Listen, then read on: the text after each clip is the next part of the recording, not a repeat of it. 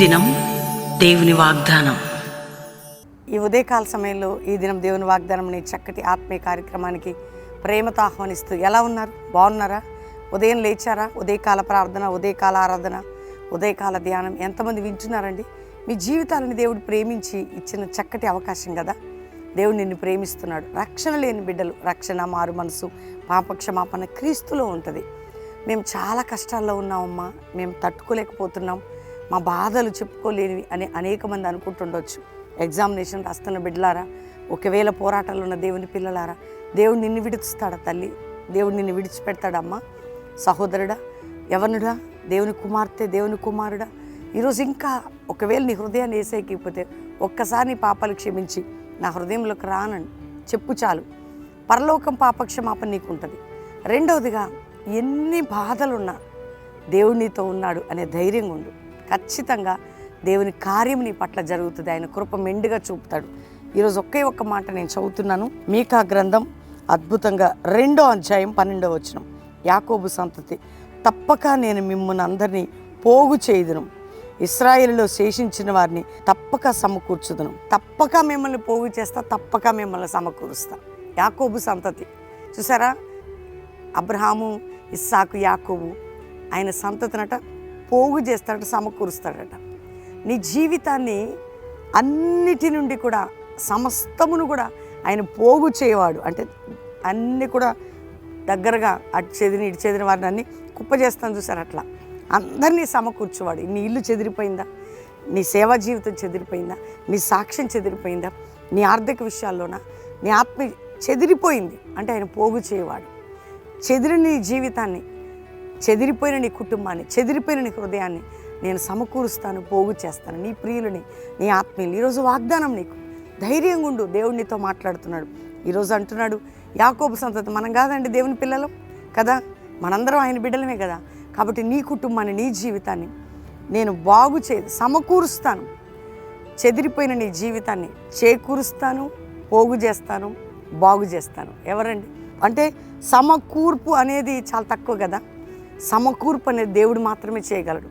అందుకని ఈరోజు చెదిరిన నీ జీవితాన్ని పోగు చేయుదును, సమకూర్చుదును. అప్పుడు తప్పకుండా నువ్వు పోగొట్టుకున్నవన్నీ, నువ్వు కోల్పోయినవన్నీ మరల దేవుడు సమకూర్చబోతుంది. నువ్వు కోల్పోయినవన్నీ పోగు చేయుదును, సమకూర్చుదును. ఈరోజు వాగ్దానం, నువ్వు కోల్పోయినవన్నీ పోగు చేయుదును, సమకూర్చుదును అని దేవుడిస్తున్న మాటకి ధైర్యంగా ఉండండి. దేవుని స్తుతించండి.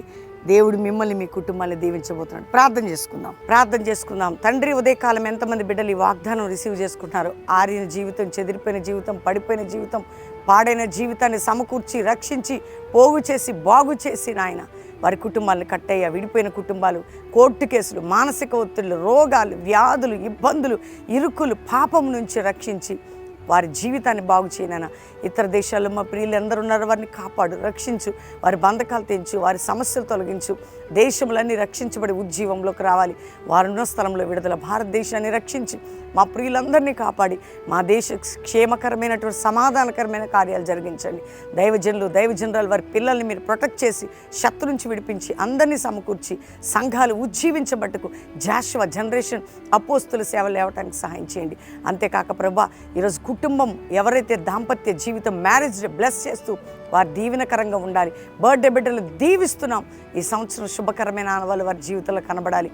అయ్యా, అందరినీ బాగు చేయను, అందరినీ పోగు చేయను, అందరినీ సమకూర్చాయి, అందరినీ దీవించాయ్యా. 10th ఇంటర్మీడియట్ ఎగ్జామ్ రాస్తున్న బిడ్డలకు మీరు తోడుగా ఉండి జయాన్ని, కృపని, విజయాన్ని వారికి దయచేయమని అయ్యా ఈరోజు అందరినీ బ్లెస్ చేస్తూ స్కూల్కి వెళ్తున్న పిల్లలు ప్రతి ఒక్కరిని కాపాడండి.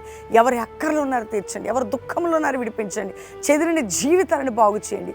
విడిపోయి పడిపోయిన హృదయాల్లో నలిగిపోయి ఉన్న వారి వివాహం కానిబడి చక్కటి సంబంధాలు, నాయన గర్భాలు లేని గర్భాలు తెరిచి, అన్నిటిలో భూ సంబంధమైన తగాదాల నుంచి, మానసిక ఒత్తిడి నుంచి మా డబ్బు తీసుకున్న వారికి నిద్ర పట్టకుండా మా డబ్బు తెచ్చేయాలి.